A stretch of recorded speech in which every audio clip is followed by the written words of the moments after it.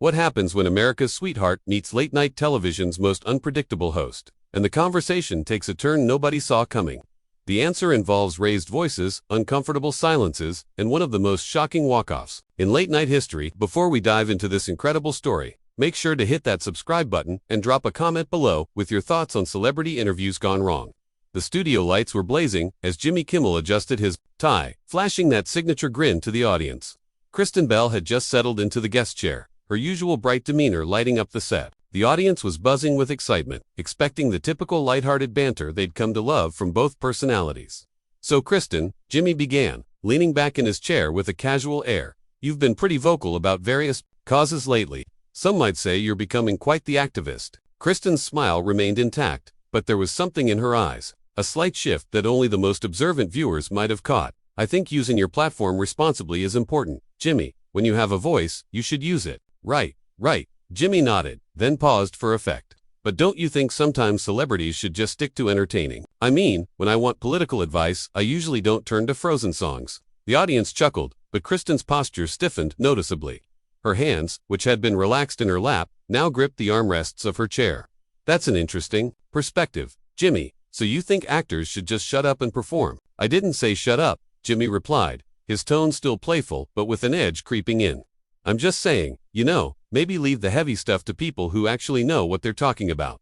The studio audience fell silent. Even the cameramen exchanged glances. This wasn't the direction anyone had expected the interview to take. Kristen's smile had completely vanished now, replaced by something much more serious. "People who know what they're talking about," she repeated slowly, "like late-night talk show hosts." Jimmy's grin faltered for just a moment. "Hey, I'm just asking questions here. Isn't that what journalism is about? Is that what you call this journalism?" Kristen's voice carried a sharpness that cut through the studio air like a blade. "Because from where I'm sitting, it sounds like you're suggesting that because I'm an actor, my opinions on social issues somehow matter less than yours." The tension in the room was becoming palpable.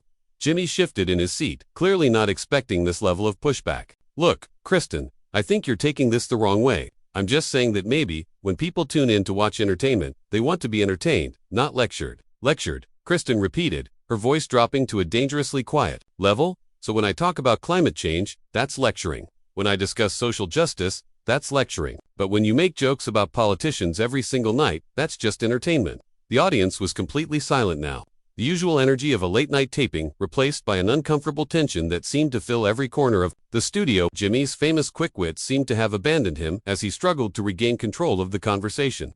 "That's different," he said, his voice lacking its usual confidence. "Comedy is comedy, but when you're at rallies, when you're posting these long political rants on social media, that's when you cross the line from entertainer to activist." Kristen leaned forward in her chair, her eyes never leaving Jimmy's face.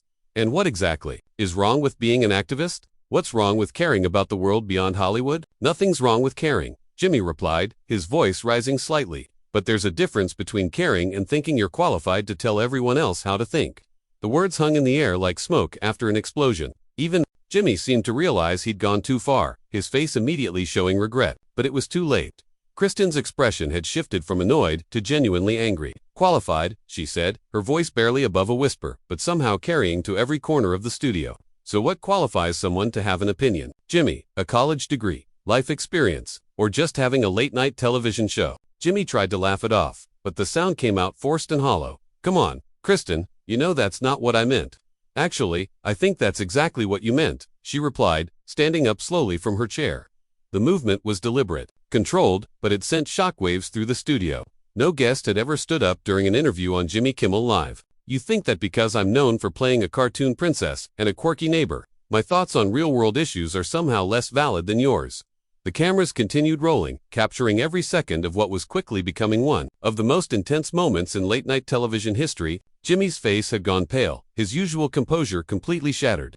"Kristen, please, sit down," he said, his voice carrying a pleading tone that his audience had never heard before. "We're live on television here." "Oh, I'm very aware, we're live," she replied, her voice growing stronger with each word, "which means everyone watching gets to see exactly what kind of person you really are when the cameras are rolling." "Chat controls sonnet for..." Jimmy's face flushed red as he realized the gravity of what Kristen had just said. The studio audience sat in stunned silence, unsure whether they should applaud, gasp, or simply watch in horrified fascination as one of Hollywood's most beloved actresses dismantled one of late night's biggest hosts. That's not fair, Kristen, Jimmy said, his voice cracking slightly. You're twisting my words. I never said your opinions don't matter, didn't you? Kristen shot back, still standing. Because you literally just said I should stick to entertaining and leave the heavy stuff to people who know what they're talking about. If that's not dismissing my right to have an opinion, then what is it? Jimmy looked desperately toward his producers off camera, but there was no help coming. This was live television, and there was nowhere to hide. Look, all I'm saying is that people look up to celebrities. Maybe there's a responsibility to be careful about what messages you're sending. Careful about what messages, Kristen repeated, her voice dripping with disbelief. You mean like the message that women should care about the environment, or that people should treat each other with basic human decency? Those are the dangerous messages I'm spreading. The audience began to shift uncomfortably in their seats. This wasn't the fun, lighthearted interview they'd expected when they got their tickets to see America's sweetheart promote her latest project. Instead, they were witnessing what felt like a real-time character assassination. That's not what I said, Jimmy protested, but his voice lacked conviction. I'm talking about getting too political. There's a time and place for everything. A time and place, Kristen laughed, but there was no humor in it. So when is the right time to care about the planet, Jimmy? When is the appropriate moment to speak up for people who don't have a platform? Should I schedule my compassion around your comedy bits?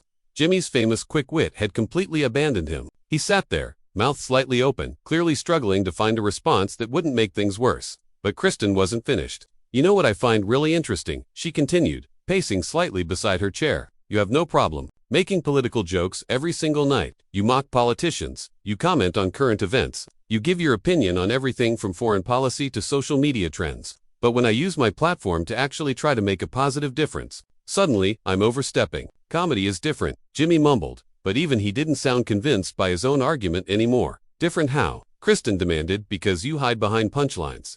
Because you can always claim it was just a joke if someone calls you out.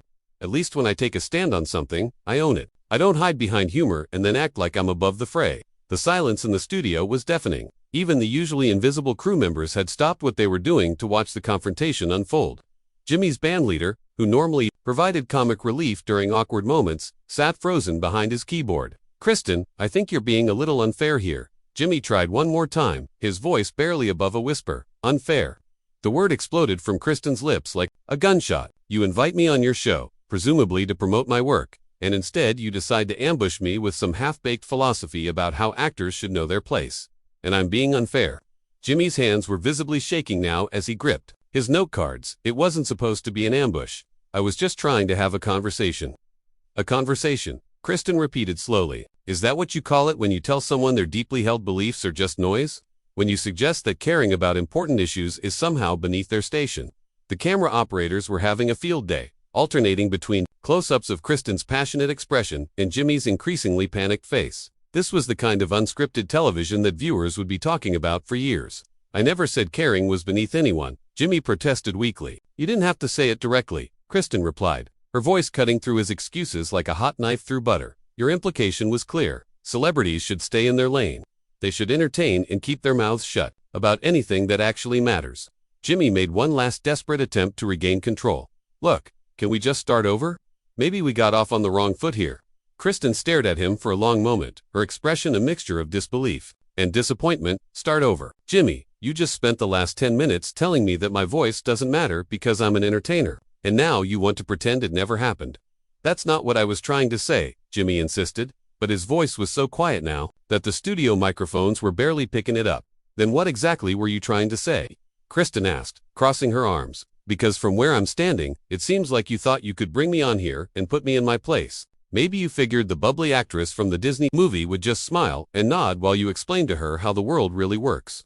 The accuracy of her assessment hit Jimmy like a physical blow. His face went from red to pale in seconds. And for the first time since the conversation began, he had absolutely nothing to say. You know what the really sad part is? Kristen continued, her voice softening slightly, but losing none of its intensity. I actually used to respect you. I thought you were one of the good guys in this business. Someone who used humor to make people think, not to tear them down. The words hung in the air like an accusation, and Jimmy seemed to shrink further into his chair with each syllable. The studio audience remained completely silent, transfixed by the raw honesty of the moment. But I guess I was wrong about that, too, Kristen said, reaching down to grab her purse from beside the guest chair. Chat controls sonnet for. Jimmy watched in horror as Kristen picked up her purse, the reality of what was happening finally sinking in. "Kristen, wait," he said, his voice cracking with desperation. "You don't have to leave. We can talk about this. Talk about this." Kristen turned back to face him, her purse clutched in her hand. "Jimmy, we just did talk about this. You made your position crystal clear. You think I should stick to singing songs about snowmen and leave the real world to the grown-ups." "I never said that," Jimmy pleaded, but even he could hear how hollow the words sounded. "You didn't have to say those exact words," Kristen replied, her voice steady despite the intensity of the moment. "Sometimes what people don't say is just as revealing as what they do say. And what you've made clear tonight is that you think my education, my life experiences, my genuine concern for the world around me, all of that is irrelevant because I'm famous for playing make-believe." The studio audience was completely captivated, some leaning forward in their seats as if they were watching a gripping drama unfold. The cameramen continued rolling, knowing they were capturing television history. "That's not true," Jimmy said, his voice barely audible. "I think you're a smart person. A smart person who should keep her smart thoughts to herself," Kristen shot back. "A smart person who should use her intelligence only in service of entertainment, never for anything that might actually matter." Jimmy's mouth opened and closed like a fish, gasping for air. Every response he could think of only seemed to make things worse. The confident, quick-witted host that millions of viewers knew and loved had been completely dismantled by his own words. "You know what's really ironic about this whole conversation?" Kristen continued, adjusting her purse strap on her shoulder. "You're sitting there telling me that celebrities shouldn't get political, while you literally make your living commenting on politics every single night. You mock world leaders. You share your opinions on major events. You influence public discourse through your platform. But somehow, when I do the exact same thing, it's inappropriate." The hypocrisy of the situation hung in the air like a thick fog. Jimmy looked around desperately, as if hoping someone would throw him a lifeline. But his writers, his producers, his band, they all just stared back at him with expressions ranging from shock to disappointment. "It's different when it's comedy." He tried one final time, but the argument sounded pathetic even to his own ears. "No, Jimmy, it's not different," Kristen said firmly. "The only difference is that you hide behind jokes, while I have the courage to speak directly about what I believe in. You get to influence people's opinions and then pretend you're just an entertainer when it's convenient." The silence stretched on for what felt like an eternity. Jimmy's face was a mask of defeat, his usual animated gestures replaced by the slouched posture of someone who knew they'd been thoroughly outmatched. "I'm disappointed," Kristen said finally, her voice softer now but no less impactful. "Not just in what you said tonight, but in the fact that you thought this was okay. You thought you could bring me on here and diminish my voice because it was easier than actually engaging with the substance of what I care about." Jimmy opened his mouth to respond, but Kristen held up her hand to stop him. "I'm done with this conversation," she said, her tone final. "I came here tonight to talk about my work, to connect with your audience, to maybe inspire a few people to care about something bigger than themselves. Instead, I got a lecture about staying in my lane from someone who's never stayed in his own." The studio was so quiet you could hear the hum of the air conditioning system. Even the exit signs seemed dimmer, as if the building itself was holding its breath. "You want to know what qualifies someone to have an opinion about the world?" Kristen asked, taking a step toward the edge of the stage. "Being human, caring about other humans, having eyes to see suffering, and a heart to want to do something about it, those are the only qualifications that matter." Jimmy sat frozen in his chair, completely unable to formulate any response. The confident showman had been replaced by someone who looked small and defeated. "I hope your viewers understand that when celebrities speak up about important issues, it's not because we think we're better than anyone else," Kristen continued, now standing at the very edge of the interview area. "It's because we have a platform, and with that platform comes responsibility. Some of us take that responsibility seriously." She paused, looking directly into the main camera for the first time since the argument began. "And some of us apparently don't." The final blow landed with devastating accuracy. Jimmy visibly flinched as if he'd been physically struck. The implication was clear. He had a platform, he had influence, and he was using it to tear down someone trying to make a positive difference. "Goodbye, Jimmy," Kristen said, her voice carrying a note of finality that sent chills through the studio. "I hope someday you figure out what you actually stand for, instead of just tearing down people who know what they stand for." Without another word, she turned and walked toward the stage exit. Her heels clicked against the floor in a steady rhythm that seemed to echo through the stunned silence. The cameras followed her every step, capturing the grace and dignity with which she carried herself even in the midst of such a heated confrontation. Jimmy finally found his voice as she reached the curtain.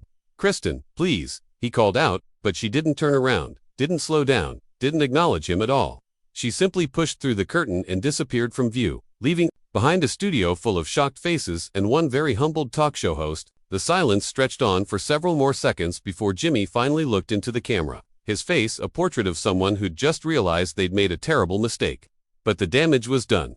The words had been said, and Kristen Bell had walked off his show with more dignity than he'd shown in the entire conversation. What did you think of this incredible confrontation? Have you ever seen a celebrity stand up for themselves like this on live television? Drop a comment below and let me know your thoughts. And don't forget to subscribe for more unbelievable stories from the world of entertainment. The clash between principles and entertainment continues to spark debate, and this interview will be remembered as one of the most powerful examples of someone refusing to be silenced. Chat controls Sonnet for